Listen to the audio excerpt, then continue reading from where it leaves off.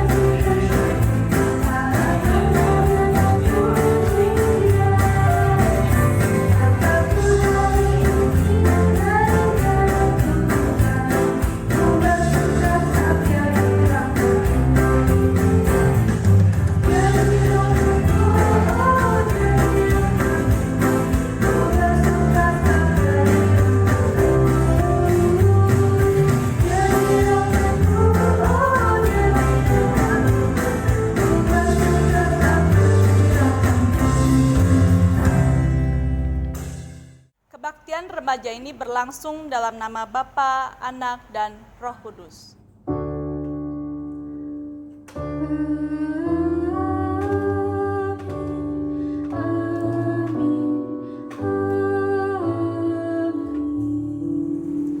Damai Tuhan besertamu.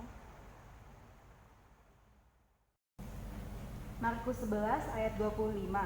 Dan jika kamu berdiri untuk berdoa, ampunilah dahulu sekiranya ada barang sesuatu dalam hatimu terhadap seseorang, supaya juga Bapamu yang di surga mengampuni kesalahan-kesalahanmu. Mari kita satu dalam doa. Tuhan, terima kasih atas berkat yang pagi ini masih kami rasakan, Tuhan.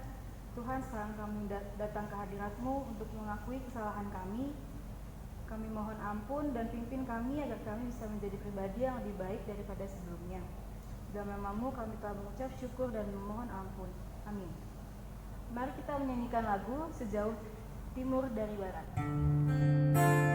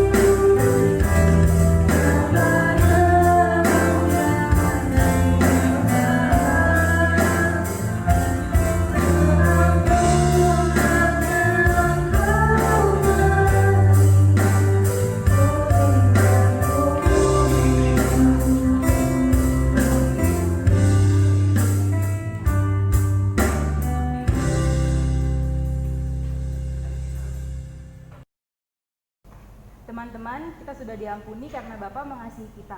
Maka dari itu, mari kita sebarkan kasih yang kita terima dari Bapa ke sesama kita di sebelah kanan atau kiri dengan membentuk tanda seperti ini. Mari kita menyanyikan lagu Salam Damai.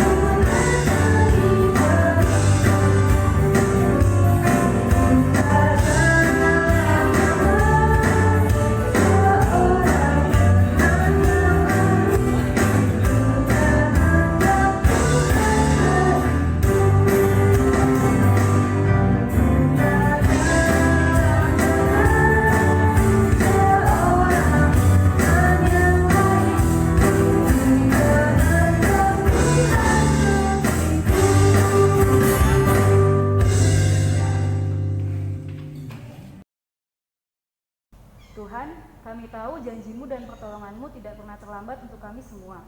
Janji-Mu seperti fajar.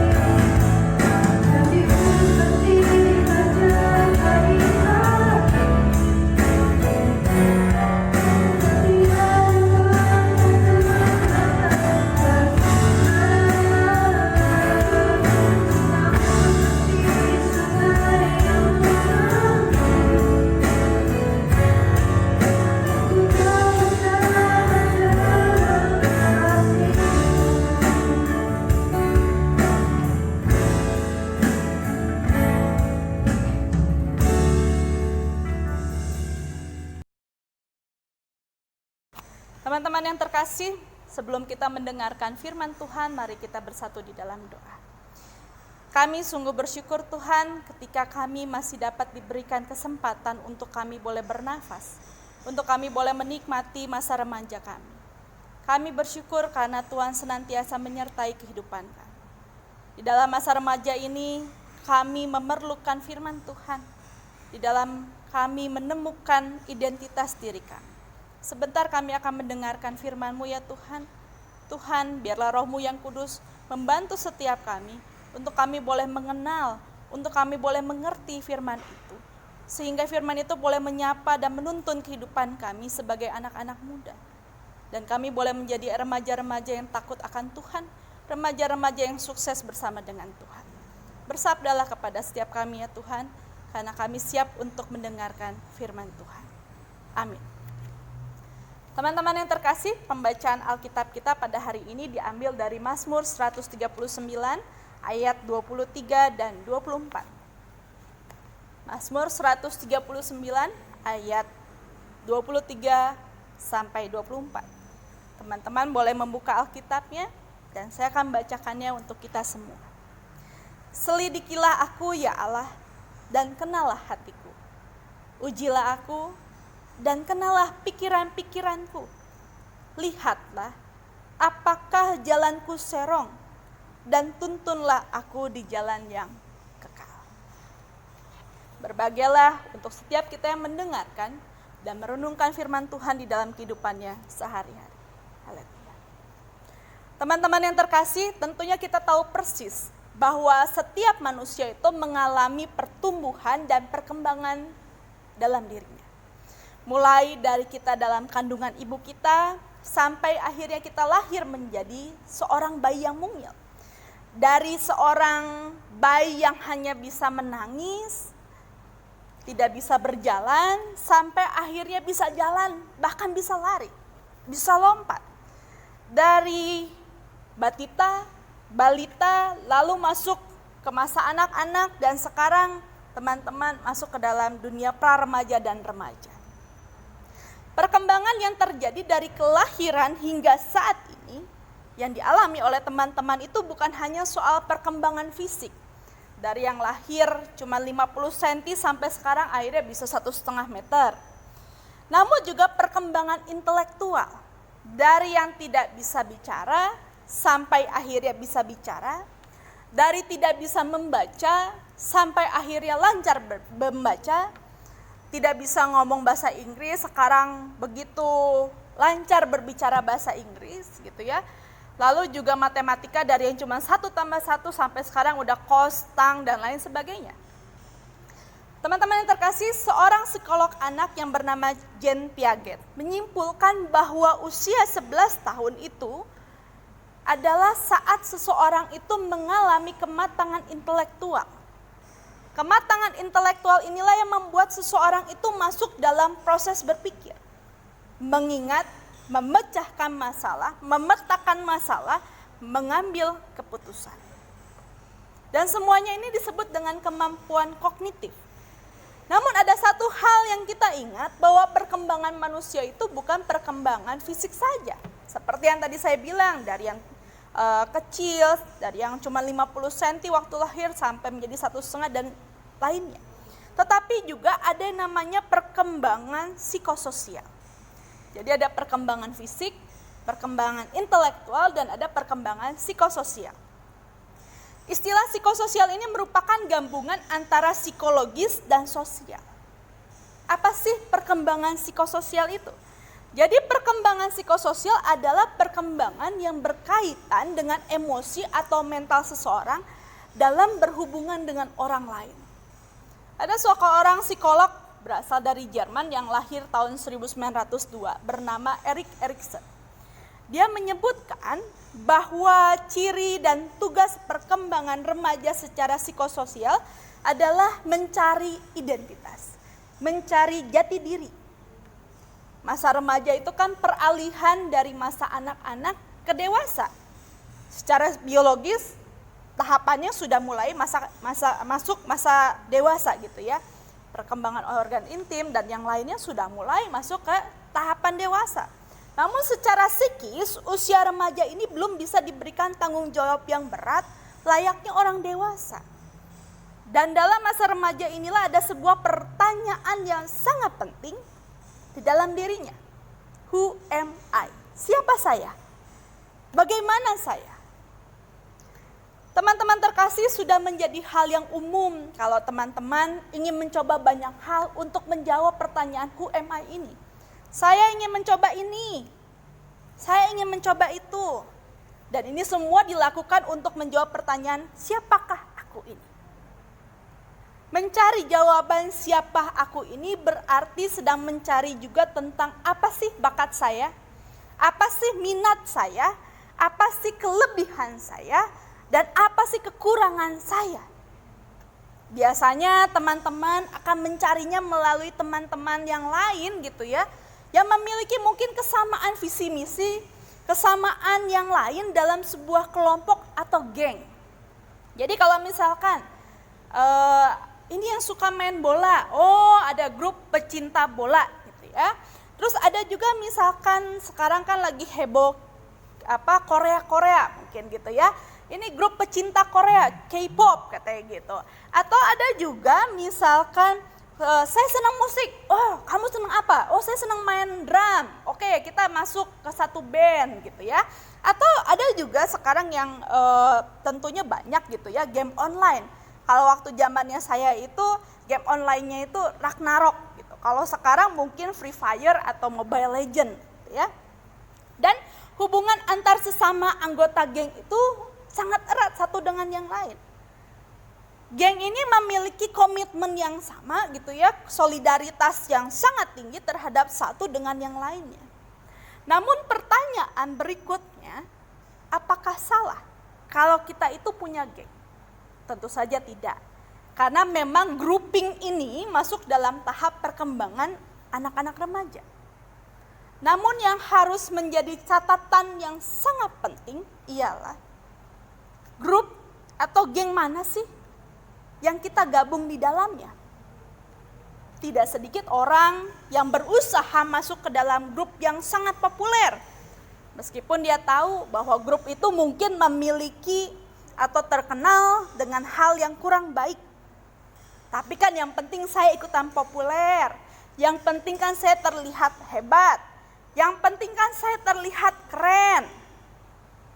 Karena remaja itu lebih takut dicap nggak gaul, lebih takut dicap nggak keren, nggak kompak, dan mereka takut untuk dikucilkan. Dan ini yang menyebabkan para remaja itu pada akhirnya bersedia melakukan apapun supaya dianggap gaul, supaya dianggap keren, supaya dianggap kompak, meski harus melakukan hal yang tidak baik. Cenderung untuk memaksakan diri supaya bisa diterima oleh kelompok itu. Kita nggak bisa jadi diri kita sendiri.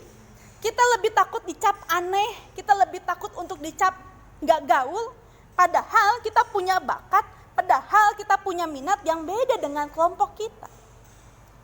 Teman-teman yang terkasih, ada sebuah kisah nyata. Suatu ketika ada seorang anak laki-laki, saya sebut mungkin namanya Didi, gitu ya. Nah, si Didi ini coba masuk ke dalam sebuah grup atau geng motor terkenal di sebuah kota yang cukup besar gitu ya. Dan buat anak-anak remaja pada saat itu ketika dia berhasil masuk ke geng motor ini, itu sudah sangat keren banget. Dan untuk masuk ke dalam geng motor ini bukanlah sesuatu yang mudah. Ada ujian-ujian yang diberikan kepada setiap orang yang mau masuk. Nah, pada saat itu Didi itu diuji keberaniannya untuk mencuri motor.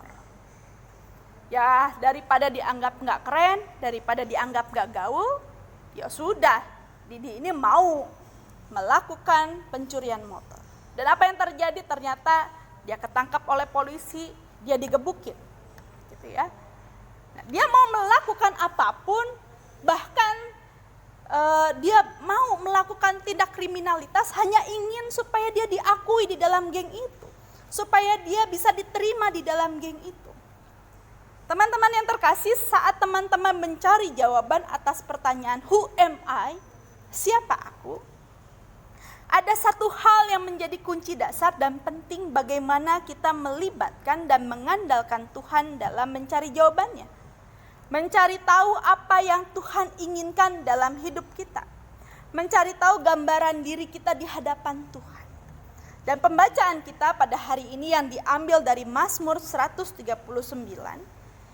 menceritakan bagaimana Tuhan itu tahu persis bagaimana kehidupan kita. Kalau kita membaca Mazmur 139 secara keseluruhan, Mazmur 139 ini menggambarkan bagaimana Tuhan itu hadir di dalam setiap kehidupan manusia. Di ayat kedua dan ketiga dikatakan bahwa engkau mengetahui kalau aku duduk atau berdiri. Engkau mengerti pikiranku dari jauh. Engkau memeriksa aku kalau aku berjalan dan berbaring. Jadi Tuhan tahu persis apa yang sedang kita lakukan, kemanapun kita pergi. Tuhan ada di sana, kemanapun kita pergi. Bahkan di ayat yang keempat dikatakan, sebab sebelum lidahku mengeluarkan perkataan, sesungguhnya semuanya telah kau ketahui ya Tuhan. Jadi luar biasa Tuhan itu. Sebelum kita mengeluarkan perkataan kita, Tuhan sudah tahu. Dan kita tidak dapat lari dari Tuhan. Karena pemazmur dalam ayat yang ke-7 dan 8 dikatakan, kemana aku dapat pergi menjauhi rohmu? Kemana aku dapat lari dari hadapanmu? Jika aku mendaki ke langit, engkau di sana. Jika engkau menaruh tempat tidurku di dunia orang mati, di situ pun engkau. Teman-teman yang terkasih, pemazmur menggambarkan bagaimana bahwa Tuhan itu begitu dekat dengan kehidupan kita. Bagaimana Tuhan itu selalu ada dan hadir dalam setiap langkah hidup kita. Sejak kita masih dalam kandungan ibu kita, sejak kita lahir, hidup dan berkembang, bahkan hingga kita menyelesaikan tugas kita di dunia ini dan hidup bersama dengan Tuhan. Teman-teman terkasih, ada sebuah permintaan dari pemazmur kepada Tuhan di ayat ke-23. Selidikilah aku ya Tuhan dan kenallah hatiku. Selidikilah aku ya Allah dan kenallah hatiku. Mengapa hati? Kenapa yang pertama kali disebutkan itu hati? Bagi orang Yahudi, hati itu menjadi sentral kehidupan, menjadi sumber kehidupan. Oleh karena itu dalam Ulangan 6 ayat 5 pun dikatakan, kasihilah Tuhan Allahmu dengan segenap hatimu. Jadi hati yang dikatakan pertama, kenapa? Karena hati itu memang menjadi sentral di dalam kehidupan manusia. Hatilah yang akan mempengaruhi pikiran kita dan pada akhirnya terwujud dalam segala tindakan kita. Jadi kalau hati kita tidak baik, maka pikiran kita pun tidak baik dan tindakan kita pun tidak baik. Itu yang dikatakan oleh pemazmur, jalan yang serong. Tapi kalau hati kita itu baik, pikiran kita itu baik, maka tindakan kita pun akan baik. Pertanyaannya, bagaimana sih supaya kita itu memiliki hati yang baik? Tentunya ketika kita itu memiliki hubungan yang erat dengan Tuhan. Pertanyaannya, kalau anak-anak penabur nih, tentunya sebelum memulai pelajaran itu kan pagi-pagi bersaat teduh bersama. Sekarang sudah berapa bulan di rumah terus, masihkah rutinitas itu kita lakukan? Bersaat teduh, memiliki waktu bersama dengan Tuhan. Kalau dulu kita datang ke gereja, mendengarkan firman Tuhan, lalu kita mendapat tanda tangan untuk mendapatkan nilai di sekolah. Tapi ketika kita school from home ini, pernah enggak kita dengan setia mengikuti kebaktian online? Teman-teman terkasih, kalau kita punya hati yang baik, kita punya pikiran yang baik, maka ketika kita masuk ke dalam grup-grup itu pun kita bisa memilih dan memilah mana sih yang baik di mata Tuhan, mana sih yang membuat jalan kita ini lurus, tidak serong. Sehingga pada akhirnya ketika ada sesuatu yang tidak baik di hadapan Tuhan, kita berani untuk mengambil keputusan, saya mundur. Saya berani dicap tidak gaul, Saya berani dicap tidak baik gitu ya, nggak gaul, nggak keren, daripada jalan saya ini serong dan sesat di mata Tuhan. Teman-teman terkasih, jadi kalau ada pertanyaan lebih penting mana sih antara perkembangan intelektual gitu ya, akademis kita bagus, nilai-nilai kita bagus, atau perkembangan psikososial, mana yang lebih penting? Tentunya keduanya itu penting dan seimbang. Ada anak yang pinter, dia lulusan sekolah terbaik, kuliah juga di universitas terbaik, tapi ketika dia sudah masuk kehidupan kerja, ternyata pekerjaannya tidak baik. Nah, ini karena ada ketidakseimbangan antara intelektual dan psikososial. Teman-teman yang terkasih, pada era globalisasi ini zaman segala sesuatunya serba online gitu ya. Lingkungan teman-teman itu enggak cuma sebatas orang-orang atau lingkungan fisik. Beda waktu zaman saya. Teman-teman saya ya hanya sebatas lingkungan sekolah gitu ya. Ya orangnya itu-itu aja, lingkungannya itu-itu aja. Tapi kalau sekarang kan lingkungannya begitu luas. Bukan hanya yang di Indonesia gitu ya, bukan hanya ada yang di gereja kita, tetapi juga dari luar negeri gitu ya. Ada juga mungkin kita punya komunitas di dalam media sosial, game online, email, dan lain sebagainya. Yang juga menciptakan perbedaan konsep tentang jarak, tempat, waktu, dan relasi. Dulu handphone Nokia itu punya moto connecting people. Artinya apa? Memiliki koneksi dengan orang di luar sana. Ya, mau mendekatkan orang yang jauh gitu ya supaya terasa lebih dekat.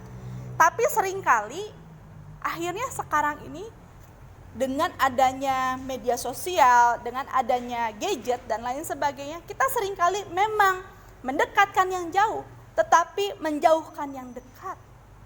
Kita satu meja bersama dengan keluarga kita, semua pegang handphone masing-masing. Kita tidak tahu apa yang dilakukan oleh saudara kita di samping kita. Teman-teman yang terkasih, tantangan dan godaan zaman now itu mungkin bisa membuat jalan kita serong. Menurut pemazmur. Oleh karena itu pemazmur memohon kepada Tuhan, selidikilah aku ya Allah dan kenalah hatiku. Ujilah aku dan kenalah pikiran-pikiranku. Lihatlah apakah jalanku serong dan tuntunlah aku di jalan yang kekal. Teman-teman, jangan takut dicap tidak gaul. Jangan takut dicap gak keren. Jangan sampai kita memaksakan diri untuk masuk ke dalam sebuah kelompok atau geng supaya kita dicap keren, supaya kita dicap hebat. Tapi kalau kita tahu jalan itu serong dan tidak baik di hadapan Tuhan, maka mintalah Tuhan untuk menuntun jalan kita di jalan yang kekal. Jangan cuma mengandalkan intelektual, tetapi ingatlah bahwa perkembangan intelektual dan perkembangan psikososial kita itu harus sejalan. Dan semuanya itu kita mohon pertolongan Tuhan. Oleh karena itu marilah kita mengatakan, selidikilah aku ya Allah dan kenalah hatiku. Ujilah aku dan kenalah pikiran-pikiranku. Lihatlah apakah jalanku serong dan tuntunlah aku di jalan yang kekal. Jadi kalau sudah mulai serong, ingat ada Tuhan. Dan tolonglah Tuhan, tuntunlah aku di jalan yang kekal. Jadi selalu libatkanlah Tuhan di dalam setiap pertumbuhan kita, pertumbuhan iman kita. Karena ketika kita memiliki iman yang baik, hati yang baik, maka pikiran dan jalan hidup kita pun akan baik. Kiranya firman ini dapat menolong teman-teman semua untuk boleh menemukan identitas diri. Who am I? Bersama dengan Tuhan. Tuhan Yesus memberkati dan menolong kita semua. Amin.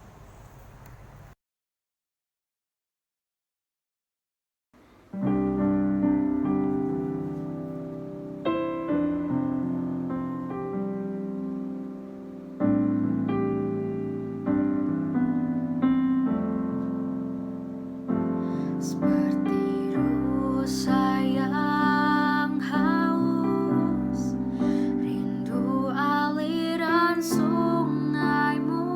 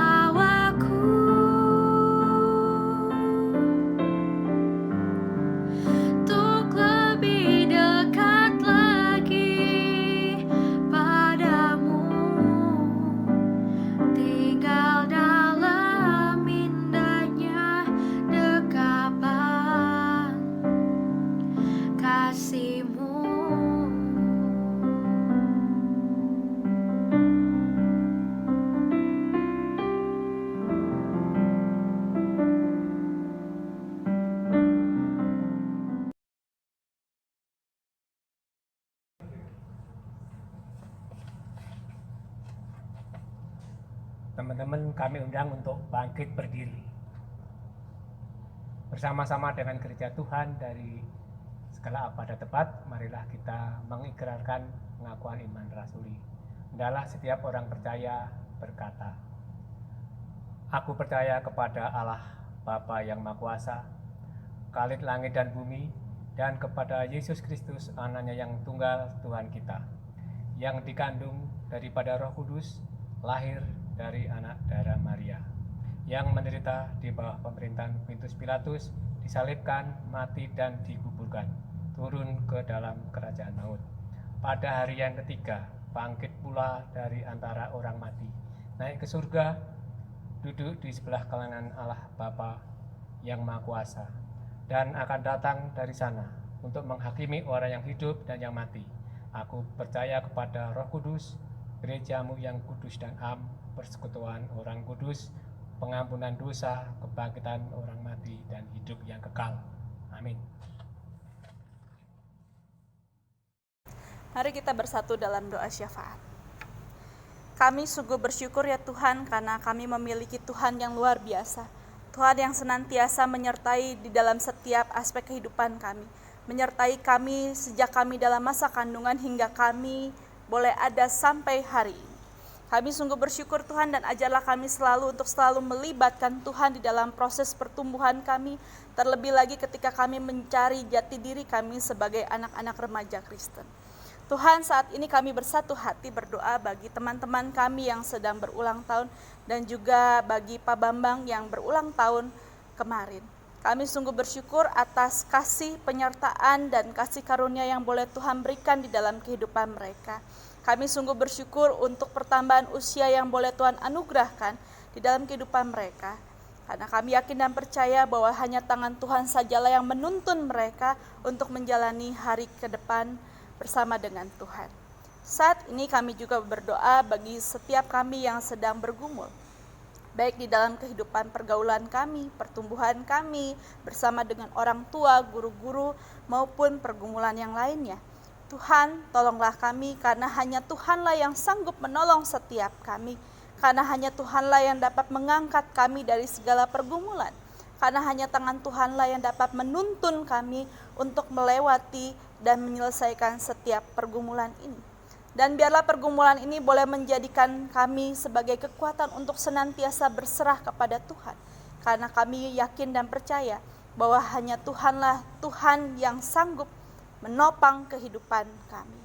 Kami juga berdoa Tuhan bagi orang tua kami yang senantiasa mendidik, membesarkan kami, yang selalu mengasihi kami, selalu memberikan yang terbaik di dalam kehidupan kami, dan mencari nafkah bagi pendidikan kami. Tuhan, berkatilah mereka di dalam kesehatan, pekerjaan, keseharian, pergumulan mereka. Kami juga berdoa Tuhan bagi guru-guru kami yang telah senantiasa menolong kami untuk melewati satu tahap pendidikan, sehingga kami boleh menyelesaikan studi di tahun ajaran yang lalu dan memasuki tahun ajaran yang baru 2020-2021. Kami bersyukur ketika di antara kami mungkin ada yang boleh memasuki jenjang yang baru, masuk ke SMA, masuk ke universitas, ataupun yang masih bergumul dan berjuang untuk mengikuti tes masuk PTN. Tuhan, tolonglah kami, agar kami semua boleh mempersiapkan diri untuk mengikuti tes itu, sehingga kami boleh mendapatkan hasil yang terbaik. Tolonglah setiap kami juga yang untuk memasuki tahun ajaran yang baru. Tolong kami untuk mempersiapkan diri, untuk boleh sungguh-sungguh meskipun kami tetap belajar di rumah. Tetapi kami yakin dan percaya bahwa kami bersama dengan Tuhan sanggup melakukan yang terbaik. Kami juga berdoa Tuhan bagi program kerja Komisi Remaja yang telah disusun. Tuhan, tolonglah setiap pengurus, Tuhan tolonglah setiap orang yang memiliki hati untuk bersama-sama melayani di Komisi Remaja, agar kami sungguh-sungguh boleh membawa dan menolong kami semua, untuk kami boleh semakin mengenal Tuhan di dalam kehidupan kami, untuk kami semakin melibatkan Tuhan di dalam setiap kehidupan kami, agar di masa remaja ini pun tidak hanya kami having fun, tetapi kami pun semakin mengenal Tuhan di dalam kehidupan kami. Kami juga berdoa Tuhan bagi bangsa dan negara ini yang sedang bergumul dengan pandemi COVID-19. Tuhan, berkatilah segala tim medis yang telah berusaha dan masih berjuang untuk merawat, untuk menyembuhkan, untuk mendampingi setiap pasien yang terkena positif COVID. Kami juga berdoa kiranya Tuhan memberkati mereka di dalam pekerjaan, di dalam kesehatan, sehingga tim medis pun boleh memberikan pelayanan yang terbaik bagi setiap orang yang terkena COVID. Kami juga berdoa Tuhan untuk pasien COVID, kiranya Tuhan yang memberkati mereka, memberikan kekuatan dan kesembuhan bagi mereka.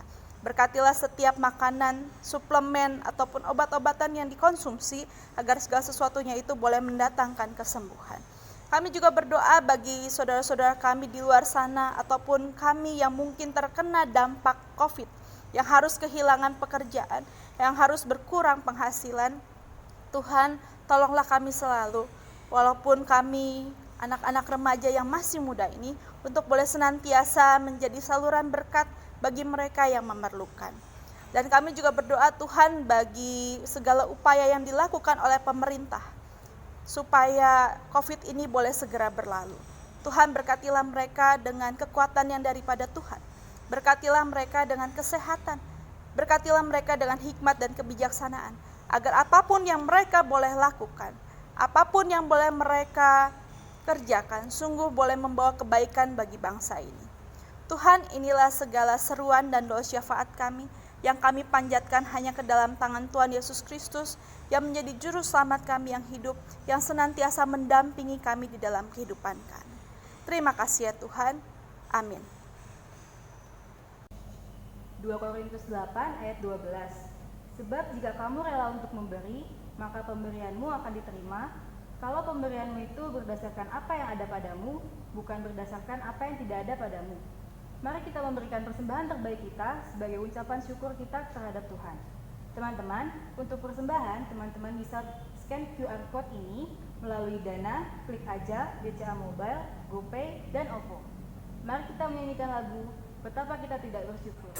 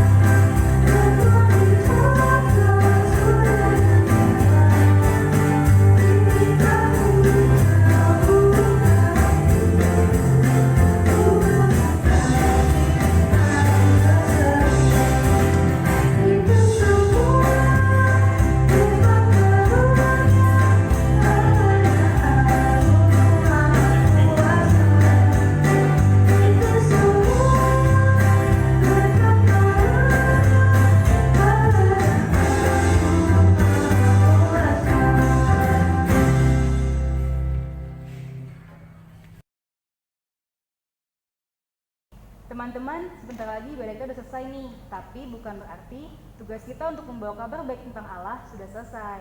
Mari kita kabarkan kabar baik Allah, karena Tuhan Yesus baik.